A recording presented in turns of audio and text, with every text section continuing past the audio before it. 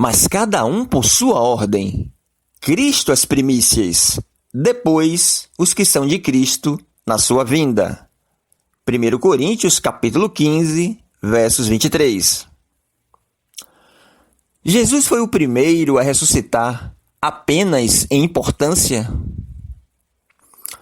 Os adventistas, para negarem que Jesus foi o primeiro a ressuscitar dos mortos em um corpo glorificado e justificar a aparição de Moisés no Monte da Transfiguração, ignoram a cronologia desse capítulo e teimam em dizer que Jesus foi o primeiro apenas em importância e não em uma ordem cronológica. Mas será que o contexto desse capítulo apoia a interpretação adventista? Analisemos o contexto e algumas palavras chaves de 1 Coríntios, capítulo 15. No início do capítulo, Paulo usa várias vezes o termo depois, epeita, no original grego. Vejamos. E que foi visto por Cefas, e depois pelos 12.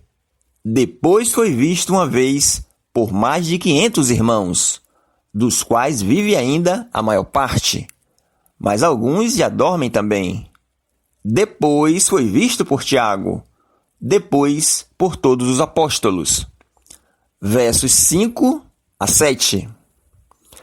Agora vejamos os versículos 23 e 24, onde Paulo usa o mesmo termo. Mas cada um por sua ordem. Cristo as primícias, depois os que são de Cristo na sua vinda. Depois virá o fim, quando tiver entregado o reino a Deus, ao Pai, e quando houver aniquilado todo o império, e toda a potestade e força. Versos 23 e 24. Na língua portuguesa, depois é um advérbio de tempo. E tempo é o quê? Cronos, cronologia. Fica claro a ideia de sequência, a ideia temporal. Primeiro Jesus ressuscita, depois os que morreram em Cristo, depois virá o fim. O advérbio de tempo depois, que aparecem nesses versículos, indica, obviamente, uma cronologia. Todo o contexto é escatológico. Vejamos mais uma prova de que o texto é cronológico. Porque assim como a morte veio por um homem, também a ressurreição dos mortos veio por um homem. Porque assim como todos morrem em Adão, assim também todos serão vivificados em Cristo. Versos 21 e 22. Assim está escrito: o primeiro homem, Adão, tornou-se um ser vivente. O último Adão, espírito vivificante. Versos 45. Perceba que, mais uma vez, há uma ideia de cronologia. A morte veio pelo primeiro homem, ou seja, por Adão, e a ressurreição dos mortos por Jesus, ou seja, pelo segundo Adão. Assim como todos morreram em Adão, todos serão vivificados quando Cristo voltar. Isso mostra que Moisés ainda não ressuscitou em um corpo glorificado. Agora vamos analisar o termo que é chave, todos, que aparece no versículo 22. Leiamos mais uma vez. Pois da mesma forma como em Adão todos morrem, em Cristo todos serão vivificados. Versos 22. Para negar que todos, em 1 Coríntios 15, versos 22, sejam todos literalmente, os adventistas argumentam que esse termo nem sempre significa todos realmente, mas uma grande parte. É verdade que o termo todos, pantheos, ou todo, paz, no original grego, dependendo do contexto, e a que este termo esteja ligado pode não significar todos literalmente. Normalmente, quando está ligado a lugar ou quando está ligado a um advérbio. Vejamos alguns exemplos citados pelos adventistas em que todos aparece no sentido coletivo, de um grande número, ou alguns, e não todos, literalmente. Leamos. Quando o rei Herodes ouviu isso, ficou perturbado, e com ele toda Jerusalém. Mateus, capítulo 2, versos 3. Aí eles indagam, será que toda Jerusalém literalmente perturbou-se? O termo todo, quando se refere a lugar, não tem sentido absoluto. Veja que não foi toda a cidade literalmente que perturbou-se, mas uma grande parte. Vejamos um outro texto.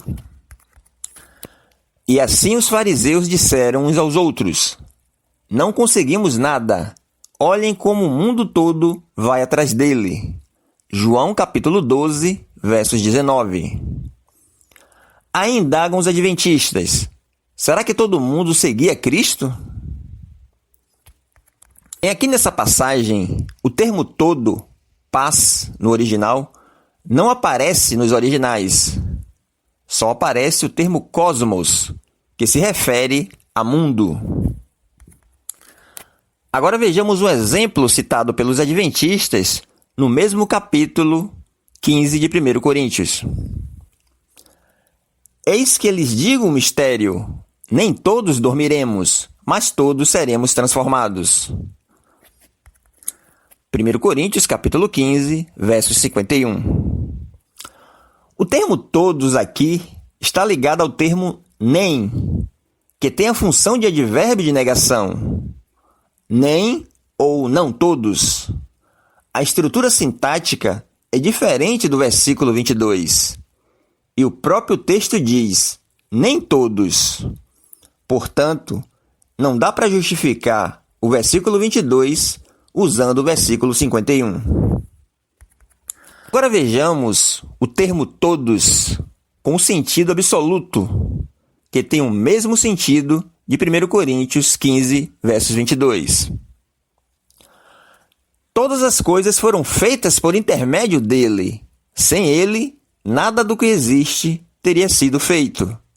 João 1, versos 3. Pois nele foram criadas todas as coisas, nos céus e na terra, as visíveis e as invisíveis, sejam tronos ou soberanias, poderes ou autoridades. Todas as coisas foram criadas por ele e para ele. Colossenses, capítulo 1, versos 16. E aí agora nós perguntamos, será que Jesus não criou todas as coisas?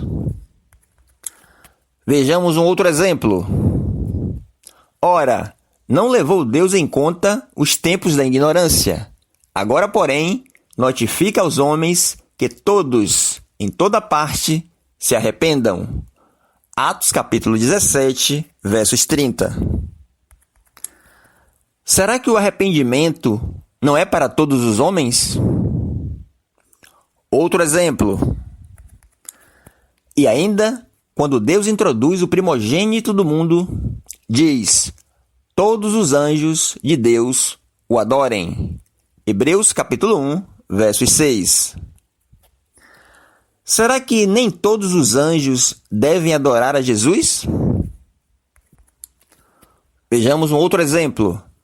Portanto, da mesma forma como o pecado entrou no mundo por um homem, e pelo pecado a morte, assim também a morte veio a todos os homens, porque todos pecaram. Romanos capítulo 5, versos 12. Será que a morte não passou a todos os homens? Será que não foram todos que pecaram? E para finalizar, mais um exemplo. Porque a graça de Deus se manifestou salvadora a todos os homens. Tito, capítulo 2, versos 11. A graça de Deus não foi manifestada a todos os homens?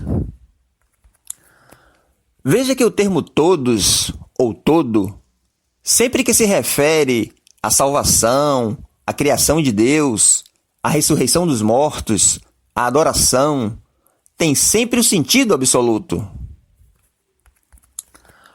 Todas essas passagens têm a mesma construção sintática de 1 Coríntios 15, versos 22. Ou seja, todos no sentido geral, e não apenas alguns, ou somente uma grande parte. Não há como dizer que Paulo está utilizando o plural para falar de algumas pessoas no singular. Leiamos mais uma vez. Porque, assim como todos morrem em Adão, assim também todos serão vivificados em Cristo. Não dá para negar que todos morreram em Adão. Não foi uma só parte, ou alguns. Da mesma forma que não há como negar que todos serão vivificados em Cristo. Tudo está no mesmo versículo, no mesmo contexto. Portanto, além do termo todos comprovar que todos irão ressuscitar, inclusive Moisés, as palavras-chave do contexto de 1 Coríntios 15, como depois, primeiro, ordem, deixam claro que há uma cronologia. Jesus não é apenas o primeiro em importância, mas também o primeiro literalmente a ressuscitar para nunca mais morrer. E fica a pergunta para os adventistas: que palavra teria que existir no contexto de 1 Coríntios 15 para admitirem que se trata de uma cronologia? Fica aí a pergunta para os adventistas responderem.